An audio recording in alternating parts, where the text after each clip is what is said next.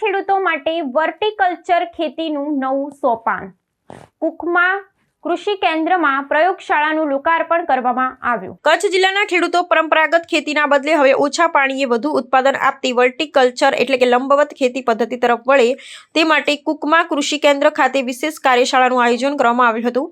આ પ્રસંગે કૃષિ કેન્દ્રમાં નવનિર્મિત અદ્યતન પ્રયોગશાળા અને મુખ્ય વહીવટી ભવનનું વિધિવત લોકાર્પણ કરવામાં આવ્યું હતું।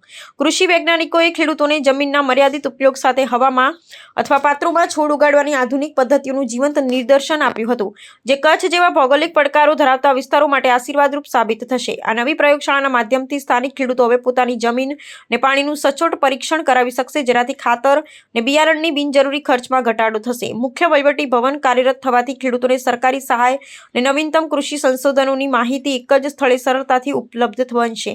નિષ્ણાતોના જણાવ્યા અનુસાર વર્ટિકલ્ચર પદ્ધતિથી શાકભાજી અને ફળોના ઉત્પાદનમાં 3 ગણો વધારો થઈ શકે છે, જે સરહદી જિલ્લાના ખેડૂતોની આર્થિક સ્થિતિ સુધારવામાં મહત્વની ભૂમિકા ભજવશે। કાર્યક્રમના અંતે પ્રગતિશીલ ખેડૂતોએ પોતાના અનુભવ રજૂ કર્યા અને સરકારના આ અભિગમને બિરદાવ્યો હતો। આગામી સમયમાં જિલ્લાના અન્ય તાલુકાઓમાં પણ આ પદ્ધતિના પ્રસાર માટે વિશેષ શિબિરો યોજવાનું આયોજન કૃષિ વિભાગ દ્વારા કરવામાં આવ્યું છે। આધુનિક માળખાગત સુવિધાઓ અને વૈજ્ઞાનિક માર્ગદર્શનના સમન્વયથી કચ્છનું કૃષિ ક્ષેત્ર હવે વૈશ્વિક સ્પર્ધામાં ઉતરે તેવા સંકેતો મળી રહ્યા છે, જે ગ્રીન હાઉસ અને નેટ હાઉસ ખેતી બાદ કચ્છના વિકાસમાં નવા સીમાચિહ્ન પ્રસ્થાપિત કરશે। कैसे कृषि को टिकाऊ कृषि और उसको एक जो लाभदायक कृषि और एक वाणिज्यिक कृषि के रूप में इसको तब्दील किया जाए, उसी संबंधी गवेषणा को करना है और उसको किसान के साथ जोड़ना है।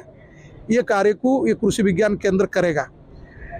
जैसे एक वाणिज्य की भित्ति में कृषि जो यहाँ कच्छ जिला में जो आगे बढ़ रहा है उसको और गति प्रदान करना है। यहाँ पर कृषि अनुसंधान केंद्र है ये और कृषि विज्ञान केंद्र, ये जोधपुर स्थित काजरी के अंडर में कार्य करते हैं। बेसिकली इस क्षेत्र में हम जो कृषि करना चाहते हैं, जिस पर हम शोध भी कर रहे हैं और जिसको हम आगे बढ़ाना चाहते हैं, उसमें बेसिक कॉन्सेप्ट ये है कि 1 एग्रीकल्चर 1 टीम।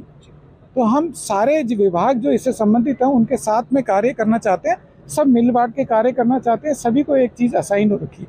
फसलों की अगर बात करें तो यहाँ की जलवायु और मिट्टी को देखते हुए ऐसी फसलें जिसमें हाई वैल्यू हो, ठीक है, और लो बायोमास हो, ऐसी फसलों को हम पहले प्रेफरेंस देंगे।